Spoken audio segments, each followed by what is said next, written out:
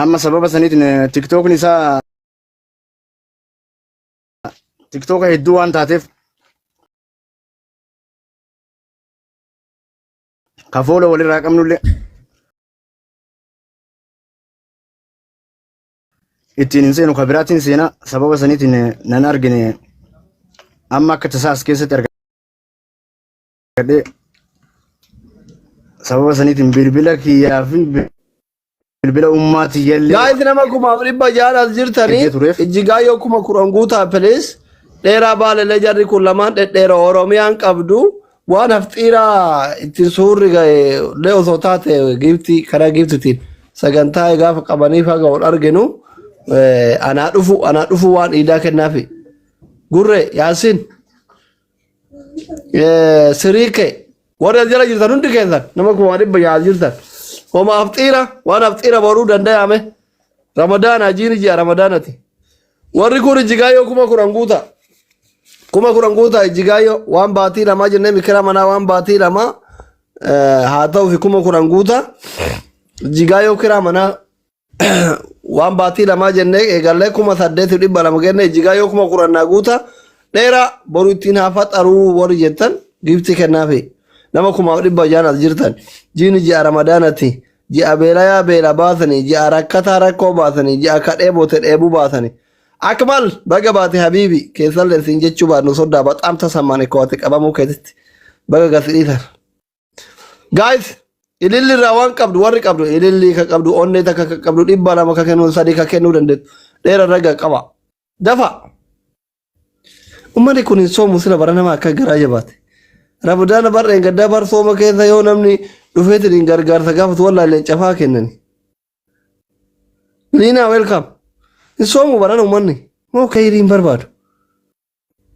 Xaamitti ko yaa Rabbi Oromoo sana xole nagarsiisi. Finfinnee Rabbi sirra haa jaalatu Finfinnee kiyya milkaa'e Rabbi sirra milkeessa. Jabaadhaa ka dhedheeroo Oromiyaa from Baalee Bahaa from Naqamte. Ijoolleen kun dhaga'ini aan osoo biyya jiraadhe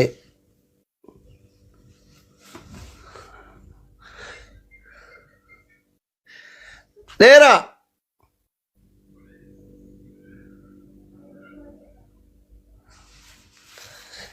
guys lafaaga kolfa boysin aba banna rachuu kolfina giftii kenna Gotira futa sukara anasitti wanni gayra shay guyyaa tokko afeefu. Eenyutu hasaara? Jaartii qabdaa gurbaa? ana bira Jaartii qabdaa? jaartiin qabu qaadima qaba malee Qaadima qabdaa?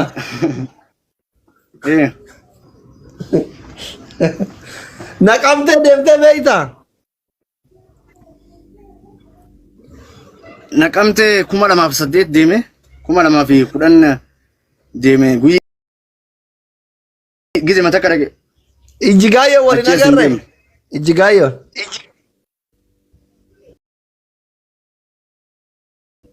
Ijjigaayyoon goddanyaati yaami Dhugaa moo? ganama waliin haasofna Lakkoofsiin qabdaa? wallahi lakkoofsi isin qabu na ergi jedhee ture ni barreessee ture hin argine waluma qofa qabna gizee isin mana si banatti isii biran dhaqa Jechuun karaa miseenjaraa kanaan maal dhayne? an barreesseef yookiin keenaa ergi jedheeni yookiin kiyyan si erga jedheeni hayyeenaan jettee na jalaa uusteen beekon hayyeenaan jettee na jalaa uusteen beekon walitti nu araarsaa yoo wallolle an dhiifama jedhee jira Ijjigaayyoo? Asli dubbii irraa taa'inaan jetti ijoolleen koomentii jedhatti. Kaadhimaa qaba jedhee doktor. Kaadhimaa qaba jedhee waalaikum salaam waliyaan. Asli kaadhimaa qaba jedhee mucaan irraa bu'ii rabbitti.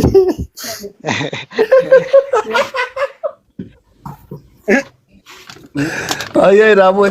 Ayyee giftii kennaafi. Giftii kennaafi ayyee.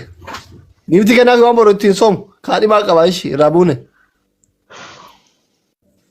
Doain bar. Abo banna ta chunom kuma dibo to mal jirtan ijolle kan jigayo kuma qur'ana guuta kuma dibo waytu afe mucaa kanalle waan borutin fataru le taatu kenna fi kalas inni gargarta haada asa isin gafatara waan itti jiram isin gafatara isin waan boru takkitti fataru kanu didani nage bam ya fatrebat waan borutin fa ke zamafate fataru kenna fi si ummanni ma akkana garaa jabaata jira baran ta ila jigayoon oromoon kun kasaree leegnati jijjiirannu jennaan hin jijjiirannu jette mallaqa jette leegnati dhuga garaana nyaatte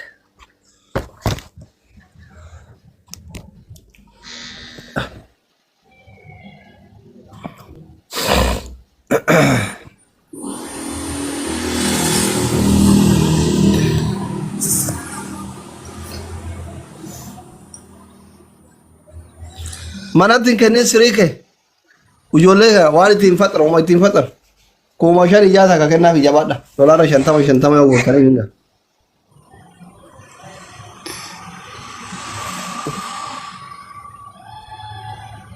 isin bira halkan imiti akkami suuqii gurgurtaree ati amma saa kanaan dheera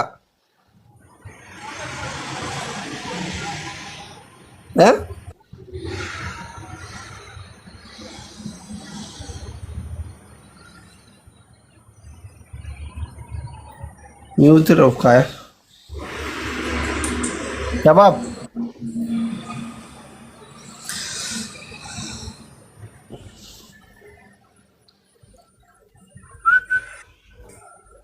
Kero, thank you.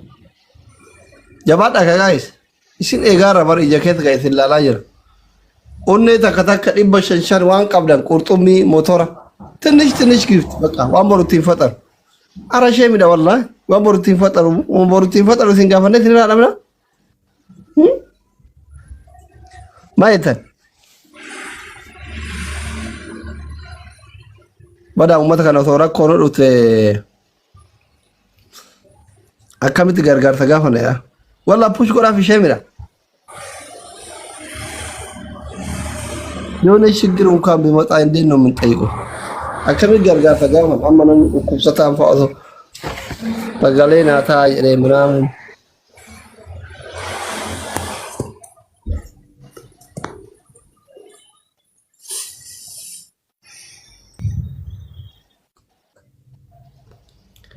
dheeraa kiyya kun ummanni ree baay'eetu as jala jira ummanni birrii fixate ati kuma takkitii sanuu hin qabda haadhateetii kennite akkam goonare didanii kennu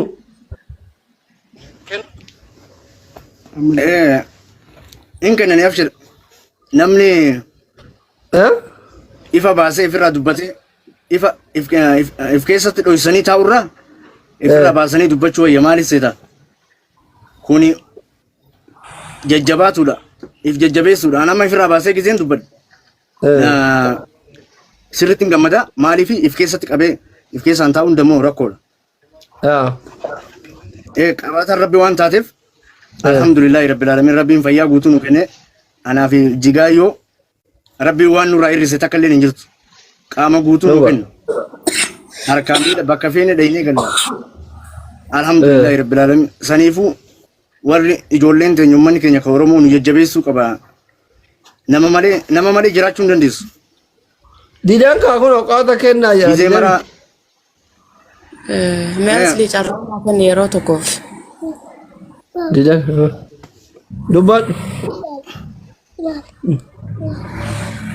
Assalamu alaikum warahmatullahi wabarakatuh. Akkam jirtu nagaadha warri obboleewwan keenya nagatti argamtan hundi keessanuu sagaleen keenya nagaa maasli. nagaa Ani wantan dhufee waan tokkoof hin dhufee asli nama ofiitti waa iyyatanii ammatti wanti nu barbaachisu yeroo isaa eeggatee wajjiniin akka haasa'uu barbaaduuf asirra dhufee sababni dhufee fi rakkoo sabaati kan inni asirra na fide nuti waa'ee Oromooti kan rakkachuu jirru amma waa'ee dhimma biraatii fi miti rakkoo hamaa keessa jirru kana namoonni keenya ijoolleen Oromoodha wal malee sumaan qabnu warroonni tiiktookii kanarratti beekamtii qabdanii lammaffaa immoo Ramadaan guyyaan kuni ummanni keenya rakkoo keessa jira, lola keessa jira. Kanarraan osoo gurri keenya dhaga'u yeroo akkanatti faxarree ofii keenya bishaan dhugnee garaa guuttannee haasofnu kana keessatti osoo yeroo akkanaa kana waan ummata keenya rakkoo keessa jiru kan ummata bal'aa rakkoo keessa jiru kan osoo haasofne yeroo baay'ee nama dhuunfaa yookaan immoo nama fayyaalessa tokkorraa akkasumas immoo taphachuu irratti yeroo keenya osoo fixuu baannee maaliif jennaan isin dhageettii namoota of jalaa qabdan sanaaf yookaan immoo gara laafachuu danda'anii hawaasa ofii rakkoo keessa jiru sana gabaafachuu danda'an namni jechuun sanuu namoota akka walii san qofaa afeeruun sirrii miti nama quunnamtii hawaasaa qabullee quunnamsiiftanii rakkoo saba ofii wajjiniin yeroo baay'ee gargaaruudhaan beekamtanii garuu yeroo isaa kan eeggate rakkoo hawaasa ofii quunnamsiisu wajjinis quunnamtanii waan kana osoo irratti hojjettanii baay'ee gaariidha. Yeroo baay'ee amma isin jala dhufee carraa guyyaan hedduun kadhadha erguma tiiktookii guyyaa 6 moo 7 ergan dhufe akkuma agartu kana nama hedduu kadhanna. Sababni kadhannuuf waan biraatii miti yookaan immoo akka giifti nuu kennaniif meekaayyoo keenya guddaani hawaasa bal'aa isin jala jira. Nuti immoo dukkana keessa jirra yookiin nyaannee yookaan garaa guuttanneeti meeqa jiraataa jirru. Hawaasni keenya akka mataa kiyyaatti hawaasan keessaa ba'e uummata Walloo rakkoo hangana hin jedhamne waggoota 6 as keessa jirru kana keessatti namni waa'ee keenya akkanatti kaasee yookaan immoo aktivistoonni Oromoo yookaan immoo sabboontoonni Oromoodha kaasanii irraa yeroo ittiin uummata keenya yookaan immoo waan hawaasni keenya barbaadeen guutamaaf osoo hin taane haamilee hawaasaniyyuu eeggamaa fi hin jiru jechuudha. Soomana amma ammatti uummanni keenya kumandi poostii jala jira, konkolaataan olii gadi hin deemu, suuqarraa wanni bitamu hin jiru, qabeenyi jiru, dirree Walloo keessa jiru. Erga waggaa 6 dirree lolaa keessa jirra jechuudha. Manni hin jiru, hospitaalli hin jiru, suuqni tokko hin jiru, mani barumsaa hin jiru, waan tokko hin jiru Walloo keessa lafa duwwaarra falmaa jirra jechuudha. Lafa keenyaa kan falmaa jirru immoo rakkoo nuti handhuura keenya ittiin qabrame sanarraa ka'uu yookaan immoo eessattuu baqachuu hin dandeenyu lola kana keessa hawaasni keenya yeroo ammaa kana dukkana cimaa keessa jira jechuudha. Erga komandi poostii jala galee hawaasni keenya niitorkiin irraa cufame niitorkiin erga cufameeyyuu 6 8 tareera jechuudha. Hawaasa akkanaa rakkoo keessa jiru uummata musliimaa jechuun uummanni kuni Oromummaan illee Islaamummaan illee tokkodha jechuudha. Waan kana osoo ustaazoota hedduu sin jala jira, aktivistoota hedduu jira yaa asli, yaa Mubaarak ijoollee cimaa sin jala jira. Warruma giiftii kennuuf yookaan immoo warruma akka wal fakkaatu qofa yoo afeertanii hawaasi cunqurfamaa sunoo eenyutti ija banaaf warri isin laalaa jirtan yookaan nama dhukkubsatu gargaaruu beekamtu.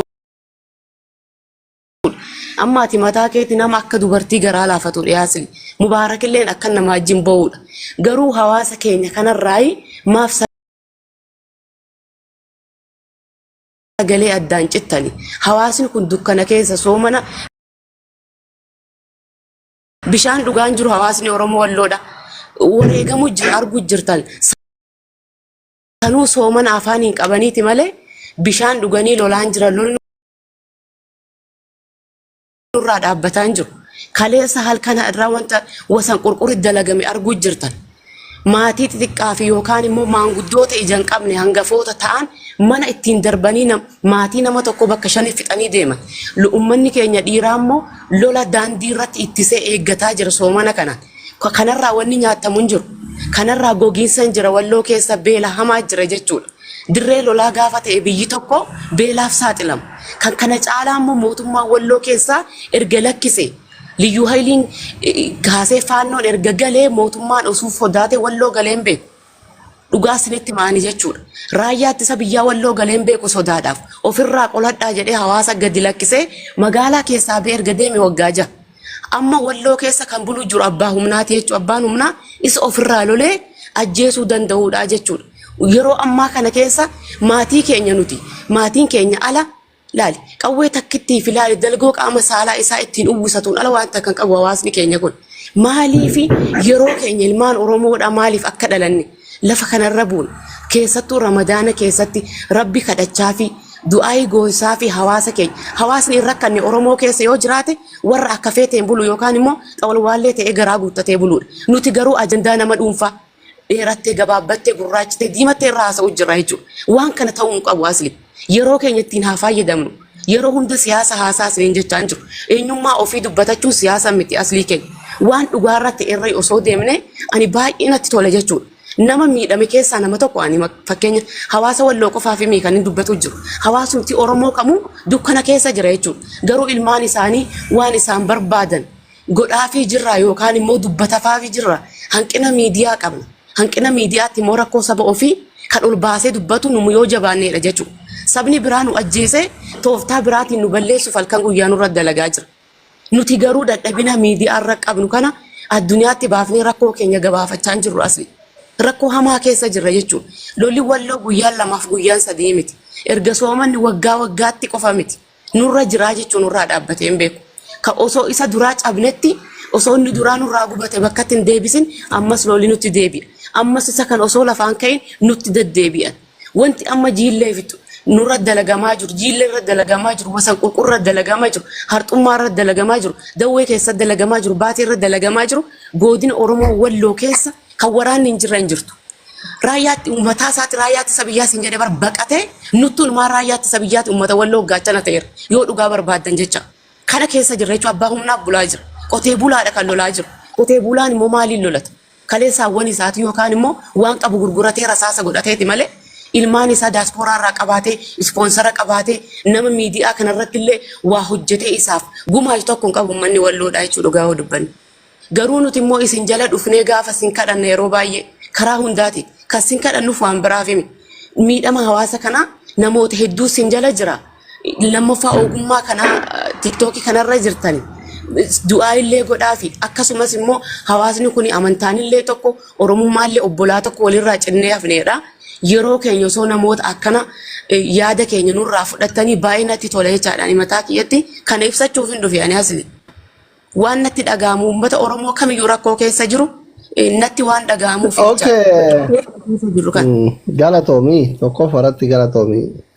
Lammaffaa irratti ila rakkoon amma kawalloo hammaatuyyuu malee rakkinni kutaa Oromiyaa hunduma keessa jira beekta. Amma naannawaa nuti dhiyoo kana lafa naannawaa dhaladhetti iyyuu ganda hundaa wallaahi nama foon ta'u abbaa hiriyyaa kennaa ajjeesanii namni waa kana dubbatan jiru jechuudha.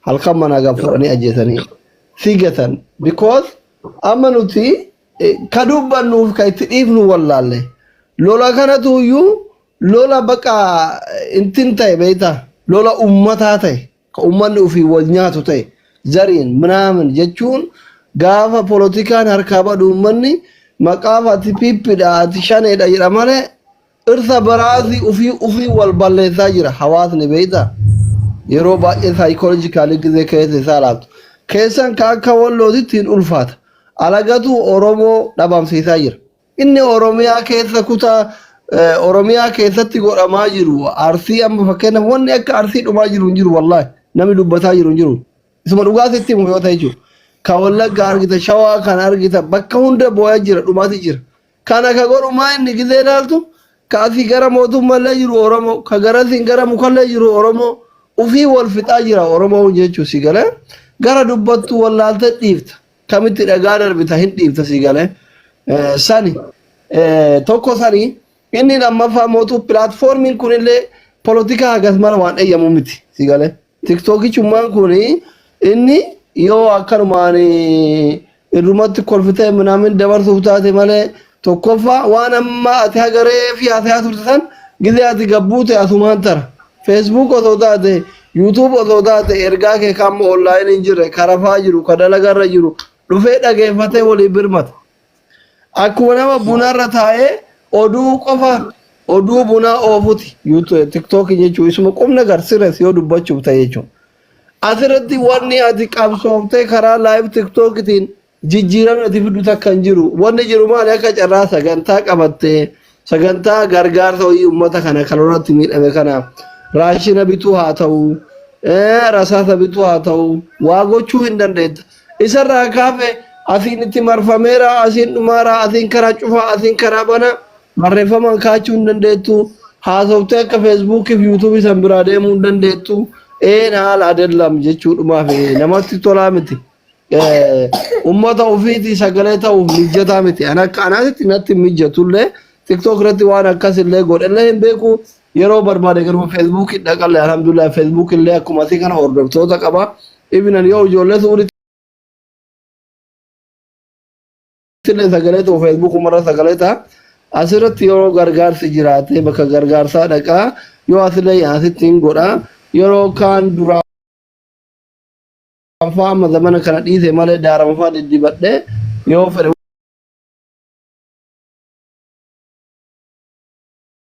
waan argadhe namaa kennuu fedhe keessaa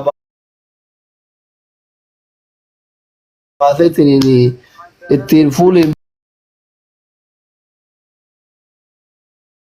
bitadha. So hagas mara waan namatti toluu miti. Nuti mootu akka warra asirra jiru kanarratti bara gurguddaan callisetti bara kawaa beeka jedhutti ofii gara galee uummata irra dhalate hidhu fixutti